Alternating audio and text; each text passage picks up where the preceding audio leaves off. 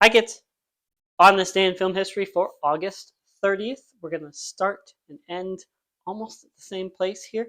So 1972 is the release of The Last House on the Left, written, directed, and edited, because when it's a small production, that's the kind of things you have to do, by Wes Craven. This is Wes Craven's debut.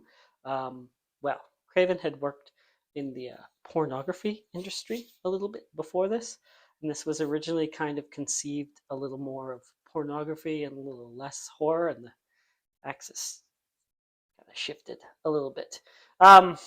Made for a $90,000 budget, only $90,000. Oh, well, I wish I only had $90,000. Made $2.2 million at the box office. That would also be nice to have. There's kind of a theme in here that comes back in Craven's filmography. That's the vengeful parents. So Craven made this, and then he didn't make another film until 1977, partly because he was trying to finance films that weren't horror. But he got pigeonholed right away. Directors can get typecast as well. Like, you're the horror guy, make a horror film. So eventually, 1977, he makes The Hills Have Eyes. And then he's Wes Craven. Okay, let's move on to 1896 is the birth of Raymond Massey, Toronto-born actor known for his commanding voice stage presence. Died in 1983, 86 years old.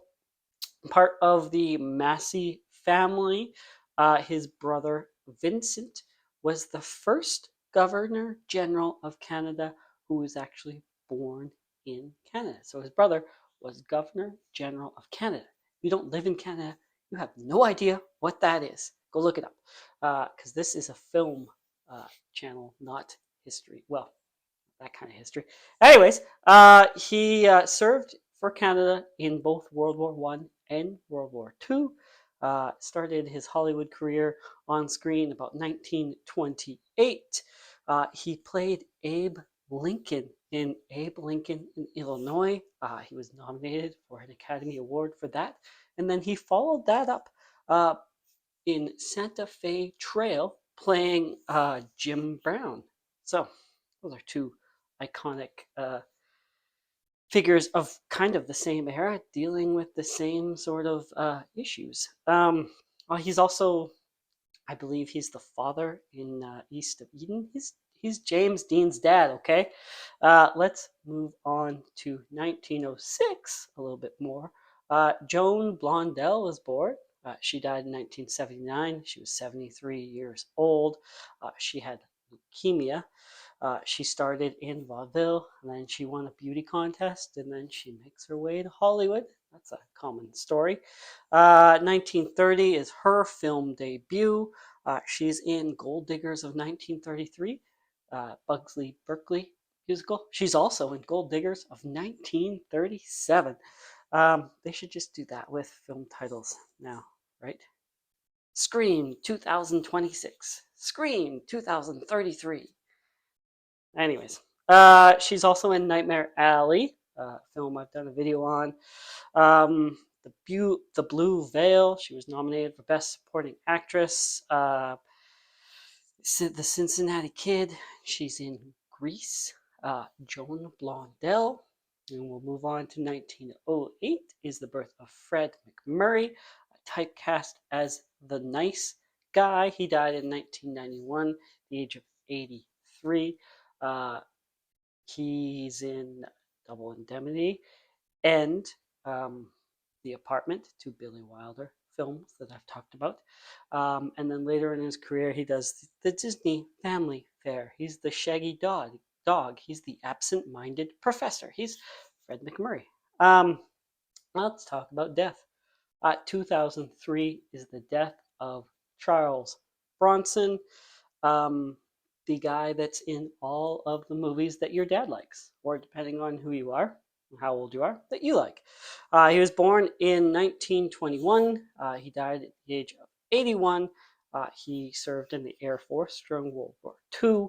And yeah, he's in Magnificent Seven. He's in The Great Escape. He's in The Dirty Dozen. He's on Once Upon a Time in the West.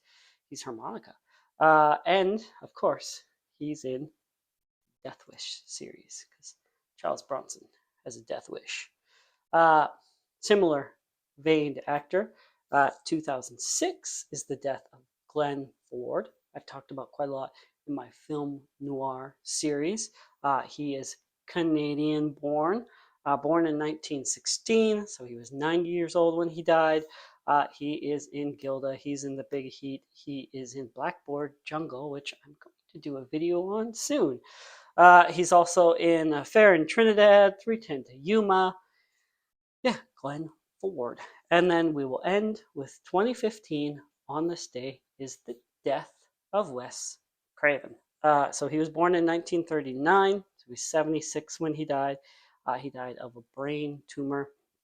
Wes Craven, very religious upbringing, and finds his way into the pornography industry and then finds his way into horror films. Uh, had aspirations of making other things than horror. I think One from the Heart is the only non-horror film he made.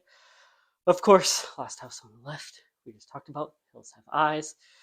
And then there's the Nightmare on Elm Street series, and then there's the Scream series, Red Eye.